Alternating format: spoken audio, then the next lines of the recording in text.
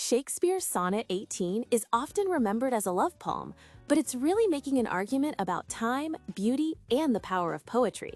It opens with a question: should the poet compare the person he loves to a summer's day?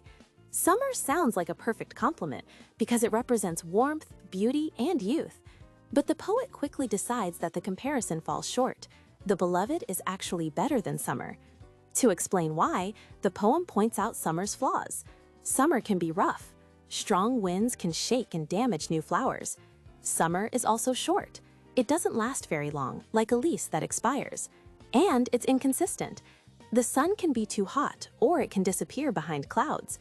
Most importantly, summer reminds us of a larger truth. All natural beauty fades. Whether through accident or simply the passage of time, nothing beautiful stays perfect forever. This is where the poem turns. The poet says that the beloved's eternal summer will not fade.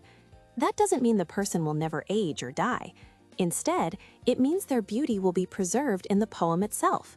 Death, which normally claims everything, will not be able to erase them because they will live on in the lines of this sonnet. The final idea is simple but powerful. As long as people are alive to read and speak these words, the poem will survive, and the beloved will survive within it. Their beauty becomes part of language, carried forward through time. This is why Sonnet 18 matters. It's not just praise. It's a claim that art can fight time and loss. Physical beauty fades, but poetry can make a version of that beauty last forever.